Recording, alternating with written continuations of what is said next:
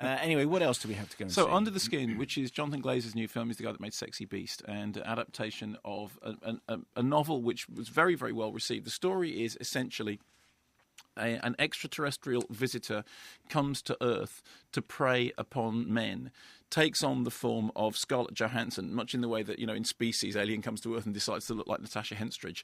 Well, you would. But why not? Takes on the form of Scarlett Johansson, who then prowls around, in this particular case, the streets of Glasgow, picking up men who then meet the most extraordinarily strange fate. Some of the movie is done with very elaborate, very elegant special effects. Other parts of it are done with Scarlett Johansson driving around the streets of Glasgow with hidden cameras in a van, doing almost kind of candid camera stuff. So really hidden cameras? Really hidden cameras. Now, it is important to distinguish that some of the men that she encounters are actors who know what are going on. Some of them aren't, and it's almost impossible to distinguish between. Wow. Here's a clip. Hi. Lost. Really for? I'm looking for the M8. Up to the roundabout. Are you walking? Yep. Where are you walking to? Home. Oh, you're going home? To your family? No, just myself. Just yourself? It's great. Yeah, why? Can do whatever I like. So where are you coming from? Govan, right then. Sorry? Govan. Govan? Did you work there? No. Don't work there, I work for myself. Do you want to live? Aye, why not? You'll have to tell me how to get there. Just follow this road straight up. Okay. So what do you do? Electrician. Oh, you're an electrician. Oh. It's cold. That's a wee bit nippy, aye. So basically, is that an actor or is that just or just a passerby? Passing And by? that's the question that you're sort of meant to be asking. Because in a way, what the movie is doing in that thing is it's sort of getting Scarlett Johansson, the Hollywood star, to do what the alien is doing, which is to basically dress up as somebody else and then prowl an alien landscape, in her case, Sauchiehall Street, which is not somewhere that Scarlett Johansson is often seen hanging out, and have conversations with Earthlings who don't recognise her. That is then juxtaposed with these very extraordinary, very, very elegant special effects sequences in which the men are led to some horrible fate, which on the one hand owes a debt to the special effects sequences from Phil Kaufman's remake of Invasion of the Body Snatchers. On the other hand, it has this strange, oily... Do you remember that Richard Wilson installation 2050 in which it was like great big vats of oil that just looked like they were solid? And what do you think? I think you might do. No. So, okay, fine. Scarlett Johansson appears to walk along a surface while these men sink into some form of soul-sucking abyss.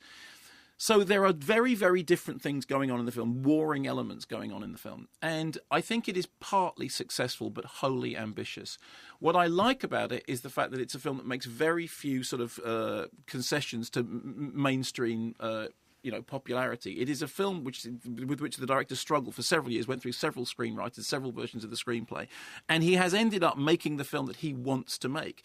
It clearly owes a debt to Nick Rogue's Man Who Fell to Earth, which again, similar idea, David Bowie's an extraterrestrial, comes to Earth in search of water, pretends to be a human, starts inhabiting all the things about humanity, and then actually, strangely enough, becomes corrupted by it, because the gag in Man Who Fell to Earth is he goes across the galaxy in search of a drink and ends up becoming a drunk.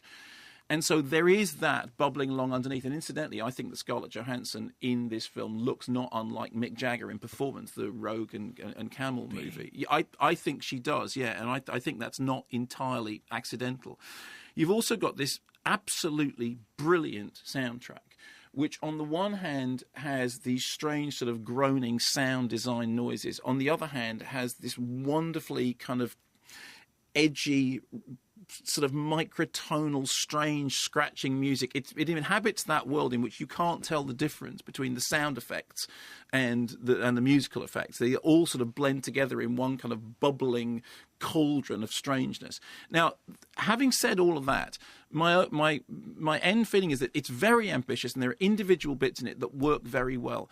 I think overall it's easy to see why. I mean, when the film played at festivals, it completely divided audiences. Some people booed and some people cheered, and that's a very because strange to boo. No. Festival audiences, that's what they do. I mean, that's festival audiences, they like to vocalise their responses. So it's not that surprising. There was some pretty vociferous booings at the first festivals that it played at.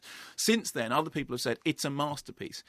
it is neither a total failure nor a total masterpiece. What it is a very ambitious attempt to take a very strange, exotic, otherworldly story, to film it in oddly similar, oddly familiar surroundings, but do it in a way which at times is weirdly expressionistic and abstract. I mean, the opening sequence, which could either be a journey across galaxies or the creation of an alien eye, it's pretty hard to tell which one.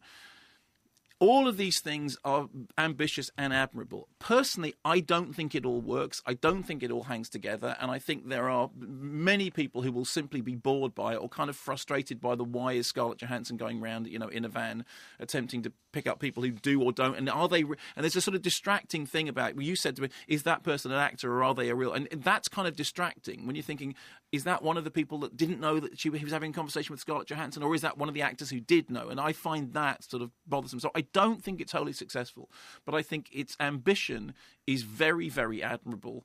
And again, very much as with Gilliam, if I'm going to see if I'm going to see a director fall, I'd like them to fall on their own terms. And in the case of this, I think it's a bold, singular, flawed, but admirably flawed adaptation of a book.